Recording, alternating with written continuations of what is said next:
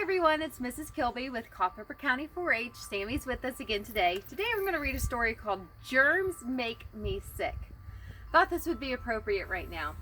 A lot of the germs and viruses and bacteria that we have around us don't really affect us, but every now and then there are some that do. And this book does a good job of explaining the difference and what happens to our body during that. This book is by Melvin Berger and it's called Germs Make Me Sick.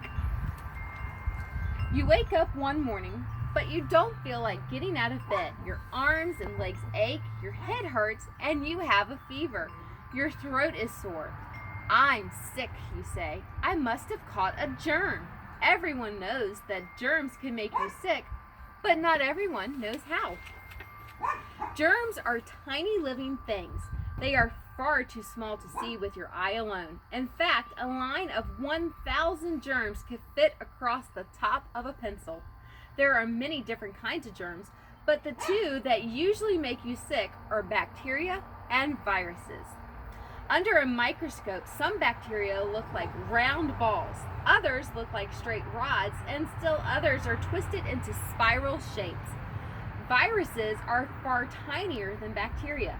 Some look like balls with spikes sticking out of the sides, others look like a loaf of bread, or some look like tadpoles, and there are others that look like metal screws with spider legs. Germs such as bacteria and viruses are found everywhere. They are in the air that you breathe, the food that you eat, the water you drink, and on everything that you touch. They are even on your skin and your body. That's why we should always wash our hands before we eat. Although germs are all around, they do not always make you sick. Many germs are not harmful. Also, your body keeps out harmful germs most of the time. Your skin blocks the germs. As long as there are no cuts or scratches on your skin, germs cannot get in. Your nose helps you also. It's lined with tiny hairs. The hairs catch many of the germs that you breathe in, and they push them back out. The inside of your mouth and throat is always wet. Germs often get stuck there, and they don't go any further. Yet some germs do slip in every once in a while. You have a cold and you sneeze, and the germs fly out and they get on the air that we breathe. Some of the germs may even get into your lungs. You take a sip of your cousin's soda, and her germs are on the straw. A few of the germs may get into your stomach.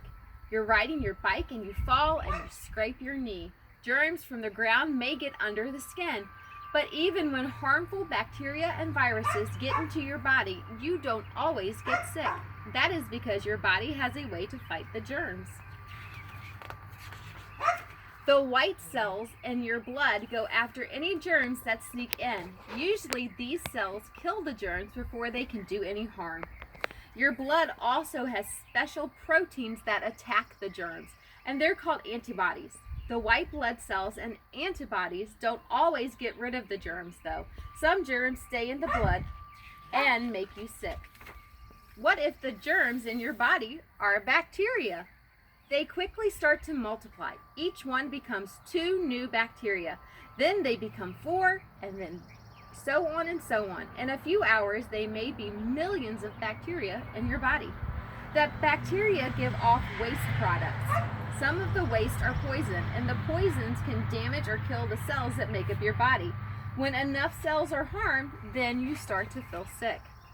You may have pains and aches, run a fever, or break out in a rash. You may cough or sneeze or even throw up. These signs tell you that cells are being damaged or killed inside your body. Some bacteria give off poisons that stay close to the bacteria. The bacteria in your mouth are like that. Their poison attacks only your teeth and causes cavities. It does not go to any other places in your body. Earaches and boils on the skin can also be caused by bacteria whose poisons stay in one place. Other bacteria give off poisons that move around the body. One kind of bacteria lives in the lungs, but it gives off poisons that are carried around the body. These bacteria may give you a headache or a sore stomach. Still, other bacteria have poisons in their outer coats. When they touch different cells, their poisons hurt or destroy them, and the cells die. You feel sick. What if viruses get into your body? Viruses are different from bacteria. They don't give off poisons. Each virus forces its way into a body cell. It disappears inside. For a while, nothing seems to be happening. Then suddenly the viruses break out of the cell. Hundreds of new viruses tumble out, and each virus finds another cell and digs its way in. Then these cells pop open and more viruses pour out. Soon there are millions of viruses in your body. The viruses spread out. As they do, you feel worse and worse. Viruses bring you colds, the flu, measles, mumps, and chicken pox, and lots of other different illnesses. Though bacteria and viruses can make you sick, you usually begin to feel better after a day or two. Your body has beaten back the germs. At times, though, you feel very sick, or you stay sick for days. Then you should see a doctor. Doctors try to find out which germs are making you sick. What hurts, they ask. Let's take a look.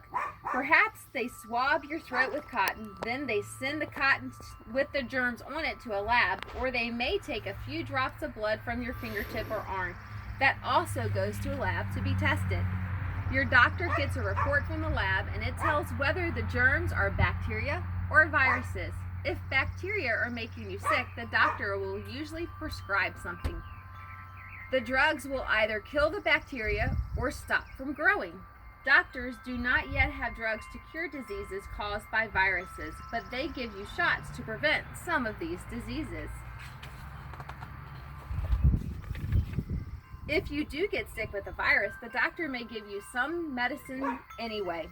It won't cure you, but it will help you to feel better or protect you against bacteria that might make you even sicker. When germs make you sick, your doctor might tell you to stay in bed, because bed rest makes it easier for your body to fight the germs.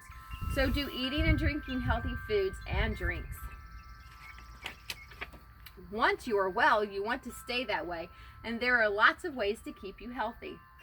Stay away from anyone with a cold or flu. Wash your hands with soap and warm water to get rid of the germs. Eat good, healthy foods. Brush your teeth after meals. Get plenty of rest.